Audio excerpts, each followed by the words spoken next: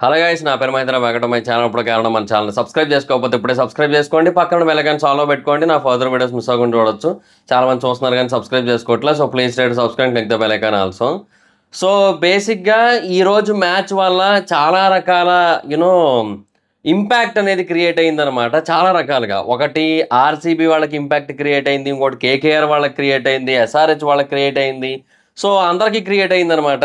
అంటే బేసిక్గా ఈ మ్యాచ్ దెబ్బకేమో కేకేఆర్ ఫస్ట్ పొజిషన్కి వెళ్ళిపోయింది. నెట్ రన్ రేటు తోపులోకి వెళ్ళిపోయింది వాళ్ళది. సో ఇంకా వాళ్ళు తిరిగి చూసుకోనక్కర్లేదు. నాకు తెలిసి వాళ్ళు టాప్ 2 ఫిక్స్ ఇంకా ఈ సీజను. ఇక నాకు తెలిసి ఆర్ఆర్ అండ్ కేకేఆర్ ఈ రెండు టీంలు కూడా టాప్ 2 ఉండిపోతున్నాయి ఈ సీజన్. అదైతే ఇంకా ఆల్మోస్ట్ కన్ఫర్మ్ అయిపోయినట్టే. ఎందుకంటే ఆబ్వియస్లీ ఆర్ఆర్ 10 మ్యాచ్ల్లో 16 పాయింట్లతో ఉంది, కేకేఆర్ 11 మ్యాచ్ల్లో 16 పాయింట్లతో ఉంది. సో ఆర్ఆర్కి ఇంకా ఛాన్స్ ఎక్కువ ఉందన్నమాట పాయింట్స్ ఎక్కువ గెయిన్ చేసుకోవడానికి. ఎందుకంటే వీళ్ళకి 4 మ్యాచ్లు ఉన్నాయి, కేకేఆర్కి 3 మ్యాచ్లే ఉన్నాయి. బట్ అలా చూసుకున్నప్పటికీ కూడా ఒకవేళ ఈక్వల్ అయినా కూడా కేకేఆర్ ఒకవేళ టాప్కి వచ్చినా ఆర్ఆర్ సెకండ్ ప్లేస్లో ఉంటుంది. సో డెఫినెట్గా ఈ రెండు టీములే టాప్ 2 ఉండే ఛాన్స్ అయితే స్పష్టంగా కనబడుతుంది. ఎందుకంటే ఆ రెండు టీముల్లోని కూడా యూనో బీభత్సమైన బ్యాటింగ్ లైనప్, అద్భుతమైన బౌలింగ్ అన్నీ కనబడుతున్నాయి అనమాట మొత్తం. సో టీం 100% పర్ఫెక్ట్గా ఉంది. సో దానివల్ల ఏంటంటే ఇంకా రెండు టీంలే టాప్ 2 అనే సంకేతాలు చాలా గట్టిగా కనబడుతున్నాయి. అండ్ ఈ మ్యాచ్లో వీళ్ళు గెలవడం వల్ల ఏంటంటే ఆర్సీబీ వాళ్ళ ప్లే ఆఫ్ హోప్స్ కొంతవరకు స్టెబుల్ అయ్యాయి అని చెప్పొచ్చు. ఎందుకంటే మధ్యాహ్నం మ్యాచ్ సిఎస్కే గెలిచింది కదా. సో ఇప్పుడు ఒకవేళ ఎల్ఎస్జీ గెలిచేసి ఉంటే ఏమయ్యేదంటే అటు ఆర్సీబీకి ఇబ్బంది అయ్యేది, ఇటు సిఎస్కేకి ఇబ్బంది అయ్యేది. ఎందుకు? ఒకవేళ ఎల్ఎస్జీ ఈ మ్యాచ్ కనుక గెలిచుంటే వాళ్ళకి 14 పాయింట్లు అయ్యేవి. అండ్ సిఎస్కే 12 పాయింట్లతో కిందకు వచ్చేది, 4th పొజిషన్కి వచ్చేది. కానీ ఎస్ఆర్హెచ్ 10 మ్యాచ్ల్లో 12 పాయింట్లతో కదా ఉంది. సో వాళ్ళకి గెలవడానికి ఎక్కువ అవకాశాలు ఉంటాయి. సో అప్పుడు ఆబ్వియస్లీ ఎస్ఆర్హెచ్ అండ్ ఎల్ఎస్జీ రెండు టీముల్లో ఏదో ఒక దాని నుంచి సిఎస్కేకి ప్రాబ్లం అవ్వచ్చు అనమాట. సో అప్పుడు సిఎస్కే కూడా డేంజర్ జోన్లోకి వస్తుంది. అట్లీస్ట్ ఆ 3rd, 4th పొజిషన్స్లో కూడా ఉండడం కష్టం అయిపోద్ది అనమాట. సో అది వాళ్ళకి కూడా హెల్ప్ అయింది. అండ్ ఆర్సీబీ వాళ్ళు ఏంటంటే ఇప్పుడు నెక్స్ట్ 3 మ్యాచ్లు, ఇప్పుడు బేసిక్గా వాళ్ళకి 8 పాయింట్లతో ఉండడం జరిగింది. వాళ్ళు నెక్స్ట్ 3 మ్యాచ్లు గెలిస్తే 14 పాయింట్లు అవుతాయి వాళ్ళకి. సో అప్పుడు వేరే టీములతో అట్లీస్ట్ ప్రయత్నం అయితే చేయడానికి అవకాశం అయితే ఉంటుందన్నమాట, అట్లీస్ట్ ఆ 4th పొజిషన్కి రావడానికి. బట్ ఏమో చాలా అంటే చాలా టఫ్ జోను ఆర్సీబీకి. బట్ అట్లీస్ట్ ఈ మ్యాచ్ ఒకవేళ ఎల్ఎస్జీ గెలిచేసినట్టయితే ఇంకా చాలా కష్టం అయిపోయింది, ఇంకా లేదని చెప్పేసేయచ్చు. బట్ ఇంకా ఆ హోప్స్ అయితే అలాగే ఉన్నాయి. అంటే వరుసగా 3 మ్యాచ్లు గెలవడం అనేది వాళ్ళకి కొంచెం అడ్వాంటేజ్ అయింది ఆర్సీబీ వాళ్ళకి. ఇప్పుడు వీళ్ళు కేకేఆర్ వాళ్ళు ఈ మ్యాచ్ గెలవడం వల్ల కూడా ఆర్సీబీకి కొంచెం ఆ హోప్స్ అయితే అలాగే ఉన్నాయి అనమాట. So let's see. ఆర్సీబీకి అడ్డుగా డీసీ ఉంది, ఎల్ఎస్జీ ఉంది, ఎస్ఆర్హెచ్, సిఎస్కే ఈ 4 టీములు ఉన్నాయి. ఈ 4 టీముల్ని కూడా దాటాలి, అట్లీస్ట్ 3 టీములు దాటాలి ఈ 4గిట్లో, అప్పుడే 4th పొజిషన్కి రాగలదు. సో చూద్దాం మరి ఏమవుతుందో. బట్ ప్రస్తుతానికైతే మాత్రం హోప్స్ అయితే అలాగే ఉన్నాయి. పంజాబ్కి ఏంటంటే రన్ రేట్ ఇంకా ఆర్సీబీ కంటే తక్కువ ఉంది కాబట్టి సేమ్ పాయింట్స్ ఉన్న కష్టం అని చెప్పొచ్చు. జీటీకి కూడా అంతే, రన్ రేట్ మరీ వరస్ట్గా ఉంది కాబట్టి కష్టం అని చెప్పొచ్చు. సో జీటీ, ఎంఐ, పంజాబ్ ఈ 3 టీముల్ని కూడా మనం ఆల్మోస్ట్ తీసేయచ్చు ఇంకా లిస్ట్లోంచి. సో అదనమాట మ్యాటర్. ఈరోజు మ్యాచ్ అలాగా చాలా రకాలుగా ఇంపాక్ట్ అయితే ఇచ్చింది. సో టాస్ అయితే కేకేఆర్ ఓడిపోయింది. ఓడిపోయినా ఏం లాభం, ఇంకా ఎందుకు వీళ్ళకి బ్యాటింగ్ ఇచ్చాం ఫస్ట్ అనిపించేటట్టు చేశారు వీళ్ళు. Sunil Narayana and Philip Salt వాళ్ళు బేసిక్గా ఫస్ట్ వికెట్కి 61 రన్స్ పార్ట్నర్షిప్ ఇచ్చారు. నవీన్ ఉల్హక్ ఒక అద్భుతమైన బాల్తో అవుట్ చేశాడు, కానీ దానికి ముందు ఓవర్ గట్టిగా సమర్పించుకున్నాడు కదా. సో ఎక్కువ వెళ్ళిపోయింది స్కోరు. వీళ్ళకి పవర్ ప్లేలోనే 70 రన్స్ అయితే వచ్చేసాయి. సో ఇంకా తర్వాత కూడా వీళ్ళు ఎక్కడా కూడా స్లో అయిన పాపాన అయితే బాలేదు. సునీల్ నారాయణ కాన్స్టెంట్గా కొడుతూనే ఉన్నాడు. 6 4లు 7 6లతో 39 బాల్ 81 కొట్టాడు. అండ్ మధ్యలో రింకు సింగ్ కాస్త, రసల్ కాస్త, రఘువంశీ కాస్త, శ్రేయస్ అయ్యర్ కాస్త, రమణ్ దీప్ లాస్ట్లో హైలైట్ ఆడాడు 6 బాల్కి 25. సో మొత్తం ఇలాగ ఆడుతూ వచ్చారు. అండ్ వైల్డ్ ఏమో 13 వైల్డ్ ఇచ్చారు ఆ టీం అంతా కలిసి, ఎల్ఎస్జీ టీం అంతా.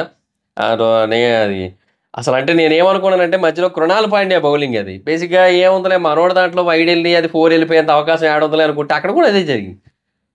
ఏందో అనుకున్నాను నేను. సరే మొత్తానికి ఇంకా వాళ్ళు వైల్డ్ 13 ఇచ్చారు. సో మొత్తం కలిపి వీళ్ళు 235 రన్స్ అయితే కొట్టారా. బేసిక్గా ఈ ఐపీఎల్లో మనం ఇనీషియల్గా ఎలాగైతే పవర్ఫుల్ స్కోర్లు చూసి పవర్ఫుల్ టార్గెట్లు చూసాము, సేమ్ ఈ మ్యాచ్ మళ్ళీ ఆ ఇంపాక్ట్ అయితే ఇచ్చింది. మధ్యాహ్నం మ్యాచ్ ఏంటి మనకి తక్కువ స్కోర్లోనే సిఎస్కే గెలిచేయడం జరిగింది. సో వాళ్ళ బౌలింగ్ ఏదో తుషార్ దేశపాండే పొరపాటున బాగా వేసాడు. సో అట్లా జరిగింది మొత్తానికి. సో బాగానే తక్కువ స్కోర్‌లోనే డిఫెండ్ చేసుకోవడం జరిగింది. అది సో లో స్కోరింగ్ మ్యాచ్. ఇది మళ్ళీ హై స్కోరింగ్ అనిపించింది. నేను ఏమనుకున్నానంటే వీళ్ళు 20 ఓవర్లు ఆడతారు అండ్ 200 దాటే కొడతారు. సో దగ్గర దాకా వస్తారు. ఈ కైండ్ ఆఫ్ ఫీలింగ్ వచ్చింది నాకు. ఎల్ఐసీ మరీ అంత వరస్ట్ టీమ్ అయితే కాదే. సో నాకు అనిపించిందనమాట. ఓకే వస్తారులే ఇక్కడ దాకా అనిపించింది కానీ అబ్బే! అసల ఛాన్సే లేదు. సో ఇదే ఎల్ఐసీ మళ్ళీ 2 సార్లు సీఎస్‌కే మీద గెలిచింది గదా! వరుసగా. సో దానివల్ల ఏంటంటే టీమ్ మీద మంచి కాన్ఫిడెన్స్ అయితే ఉంది. అండ్ లాస్ట్ టైం కూడా కేకేఆర్ చేతిలో ఓడిపోయింది. అండ్ ఈసారి కూడా కేకేఆర్ చేతిలో ఓడిపోయింది. సో 2 సార్లు కేకేఆర్ చేతిలో వీళ్ళైతే ఓడిపోవడం జరిగింది. అండ్ ఆర్ఆర్ విషయంలో కూడా అంతే 2 సార్లు ఓడిపోవడం జరిగింది. సో అదనమాట పరిస్థితి. సో చూద్దాం మరి ఇంకా ఏమవుతుందో. వీళ్ళకి ఎల్ఐసీ వాళ్ళకి ఇప్పుడు ఏంటంటే పరిస్థితి నెక్స్ట్ ఎస్ఆర్హెచ్‌తో మ్యాచ్ ఉంది. అండ్ ఆ తర్వాత డీసీతో, ఎంఐతో. So SRH match, DC match చాలా ఇంపార్టెంట్ అవుతాయి. అంటే ఎంఐ మ్యాచ్‌కి అప్పటికి ఇంకా ఆల్మోస్ట్ డిసైడింగ్ ఫ్యాక్టర్ ఇంకా అంతా డిసైడ్ అయిపోద్ది ఇంకా. అంటే ఇంక దాన్ని అంత పట్టించుకోవాల్సిన పని లేదు. డిసైడింగ్ ఫ్యాక్టర్ కాదు అంటున్నా అది. సో అదంత ఇంపాక్ట్ క్రియేట్ చేయదు ఆ మ్యాచ్ నాకు తెలిసి. సో అది మ్యాటర్. అండ్ వాళ్ళైతే చాలా భారీ స్కోర్ టార్గెట్ అయితే ఇవ్వడం జరిగింది. వీళ్ళ దాంట్లో ఎవరైనా ఒక్కరు పొరపాటున బెటర్‌గా ఏసారంటే రవి బిష్ణోయ్ 4 ఓవర్లేసి 33 రన్‌ల నుంచి ఒక వికెట్ తీయడం జరిగింది. మిగతా వాళ్ళందరూ కూడా 12, 13, 11.5, 12.2, 14, 14.5 ఎకానమీ.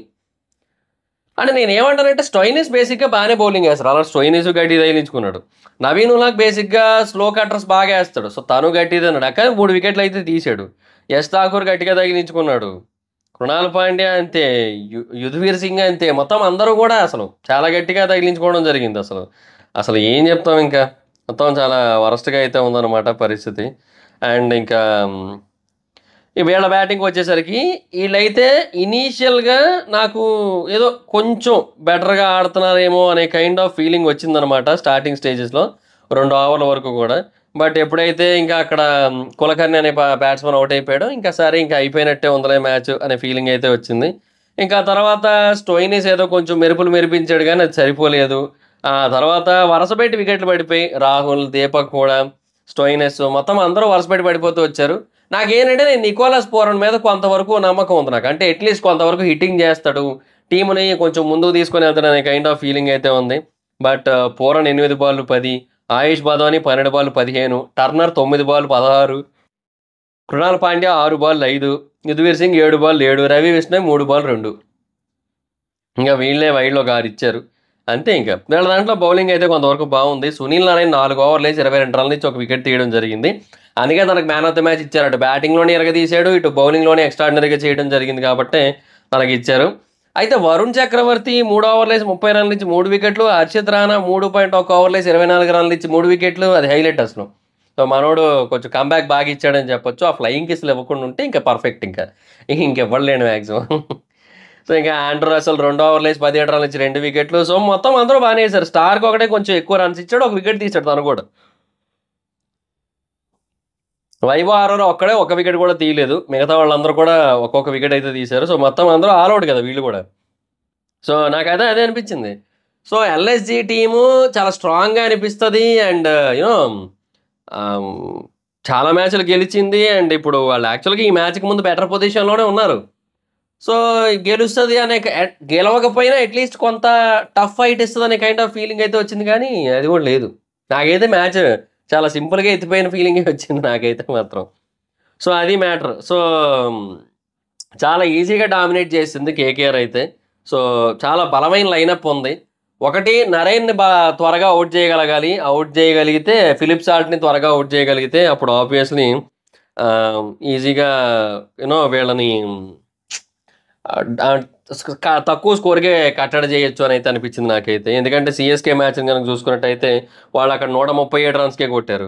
అక్కడ ఫిలిప్ సాల్ట్ ఫస్ట్ బాల్‌కి అవుట్ అయిపోవడం జరిగింది. నరేన్ కూడా ఎక్కువ కొట్టలేదు. 20 బాల్‌కి 27 కొట్టాడు. సో అక్కడ ఇదంతా కూడా కొంచెం బెటర్‌గా వర్కౌట్ అయింది. అండ్ కేకేఆర్ ఇంకెవరితో ఓడిపోయింది? తర్వాత ఆర్ఆర్‌తోని, పంజాబ్‌తోని ఓడిపోయింది. పంజాబ్‌తో ఓడిపోయిందా? గ్రేటే. ఆర్ఆర్ ఏంటంటే చాలా అద్భుతమైన మ్యాచ్ అది. బేసిక్‌గా జాస్ బట్లర్ సెంచరీ చేసిన మ్యాచ్. ఆ మ్యాచ్ లాస్ట్ వరకు వచ్చి ఆర్ఆర్ అయితే గెలిచింది. లేదంటే అది కూడా గెలిచేసినేమో అన్నట్టయితే అనిపించింది. సో కేకేఆర్ బేసిక్‌గా చాలా టఫ్ ఫైట్‌లేనబ్బా. ఒక్క పంజాబ్‌తో ఒక్కటే మరీ వరస్ట్‌గా ఉంది. ఎందుకంటే పంజాబ్ 262 చేజ్ చేసేయడం జరిగింది. కేకేఆర్ ఆ మ్యాచ్ కూడా ఉతకనూకింది మొత్తం. అలా ఇలా కాదు. సాల్టు, నరేన్ అయితే ఇద్దరు దారుణంగా కొట్టారు. 138 రన్స్ పార్ట్నర్‌షిప్ ఇచ్చారు ఆ మ్యాచ్. కానీ ఓడిపోయారు. సో, వీళ్ళు ఓడిపోయింది 3 మ్యాచ్‌లే. బట్ అది కూడా హై స్కోరింగ్ మ్యాచ్‌లే 2. ఒకటి సీఎస్‌కేతో మాత్రమే లో స్కోరింగ్ చాలా తక్కువ ఆడారు. 137 కొట్టారు. సో, అదనమాట పరిస్థితి. మొత్తానికైతే కేకేఆర్ అయితే మాత్రం ప్రెజెంట్ చాలా డామినేటింగ్ పొజిషన్‌లో ఉంది. సో, నా గెస్ అయితే కేకేఆర్ అండ్ ఆర్ఆర్ ఈ 2 టీములు కూడా ఇంకా అలాగా టాప్ 2కి వెళ్ళిపోతాయి. అండ్ లాస్ట్ 4 అనేది ఇంకా ఇప్పుడప్పుడే చెప్పలేము మనం. CSK, SRH, LSG, DC, RCB 5 టీములకి ఛాన్స్ ఉన్నట్టే ఉంది ప్రస్తుతానికనమాట. బట్ యూనో చెప్పలేం. ఏదైనా జరగచ్చు. సో, అదనమాట మ్యాటరు. సో, ఈరోజు మ్యాచ్‌లు 2 మీకు ఎలాగనిపించాయి? అండ్ ఈ మ్యాచ్ ఎలాగనిపించిందో కింద కామెంట్ సెక్షన్‌లో చెప్పండి. అండ్ ఈరోజు 2 మ్యాచ్‌లు చూసిన తర్వాత రేపటి మ్యాచ్ పరిస్థితి ఏంటో మనం ఇంక చూసుకోవాలి. రేపు బేసిక్‌గా ఎస్ఆర్‌హెచ్ వర్సెస్ ఎంఐ కదా! సో, ఏమో ఎంఐ ఏమైనా కంబ్యాక్ ఇస్తదేమో చూడాలి. అండ్ ఎస్ఆర్‌హెచ్‌కి బేసిక్‌గా అది గెలవడం అనేది చాలా ఇంపార్టెంట్. ఎందుకంటే అది గెలిచిందనుకోండి వాళ్ళు బేసిక్‌గా 14 పాయింట్లతో థర్డ్ ప్లేస్‌కి వెళ్ళిపోతారు.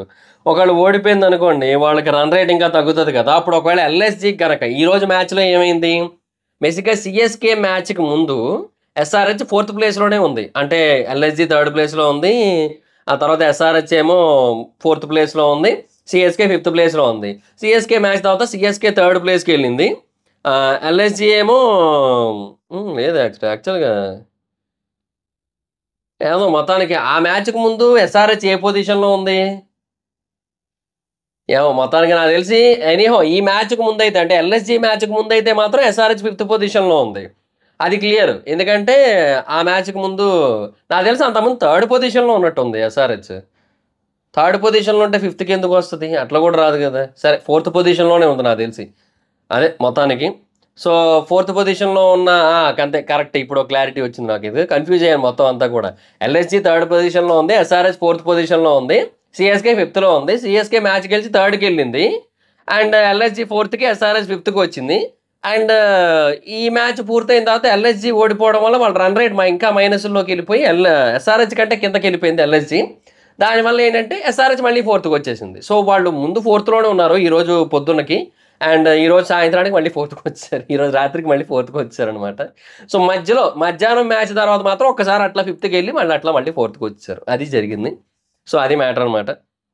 సో, రేపు ఒకవేళ ఆ మ్యాచ్ గెలిచినట్టయితే వాళ్ళు థర్డ్‌కెళ్ళిపోతారు మళ్ళీ. ఒకవేళ ఓడిపోయినట్టయితే ఆవిడ మళ్ళీ చెప్పలేం. ఎంత ఎంత భారీగా ఓడిపోతారు అనే దాన్ని బట్టి డిపెండ్స్. అప్పుడు మళ్ళీ మైనస్‌లోకి ఎళ్తదా? ఎంత ఎళ్తదనేది మ్యాటర్ మళ్ళీ. ఇవన్నీ ఉంటాయి. రేపు డిస్కస్ చేసుకోవాల్సి ఉంటది అయన్నీ. సో, అది మ్యాటర్. ఇంట్రెస్టింగ్‌గా మారుతుందిలెండి ఈసారి మాత్రం. ఈ సీజన్ చాలా గట్టిగా ఇంట్రెస్టింగ్‌గా ఉంటుంది. అంటే 7 టీములకి 4 పొజిషన్స్‌కి 54 మ్యాచ్‌లయిన తర్వాత కూడా ఛాన్స్ ఉండడం అంటే చాలా పెద్ద విషయం అసలు బేసిక్‌గా. నైస్. ఇంకా ఎన్ని మ్యాచ్‌లుంటాయి మనకు మహా అయితే 20 మ్యాచ్‌లుంటాయి అంతే గదా! సో, మనకి మొత్తంగా 70 మ్యాచ్‌లున్నాయి. 20 కూడా లేవు యాక్చువల్‌గా. 54 అయిపోయి అంటే 16 మ్యాచ్‌లున్నాయి. సో, ప్లే ఆఫ్స్‌కి. సో, మనకి జస్ట్ 2 వారాలే ఉన్నాయి మనకింకంతే. సో, అది మ్యాటరు. ప్లే ఆఫ్స్ వరకు. తర్వాత మళ్ళీ లాస్ట్ ప్లే ఆఫ్స్ వీకెండ్ ఒకటుంటదిలెండి. సో, అది. మనకైతే మాత్రం చాలా ఇంట్రెస్టింగుంది ఈ season. Nice. Nice. So, that's it guys. మీకేమనిపిస్తుంది ఈ సీజన్ గురించి మీ ఒపీనియన్ కింద కామెంట్ సెక్షన్‌లో చెప్పండి. So, that's it guys. Thanks for watching the video. Video కనుక మీకు నచ్చినట్టయితే లైక్ చేయండి. వీడియో షేర్ చేయండి. ఇప్పటికైనా మన ఛానెల్‌ని సబ్స్క్రైబ్ చేసుకోకపోతే ఇప్పుడే సబ్స్క్రైబ్ చేసుకోండి. పక్కన బెల్ ఐకాన్ ఆల్‌లో పెట్టుకోండి. నా ఫర్దర్ వీడియోస్ మిస్ అవ్వకుండా చూడొచ్చు. చాలా మంది చూస్తున్నారు కానీ సబ్స్క్రైబ్ చేసుకోవట్లేదు. So, please try to subscribe, click the bell icon also.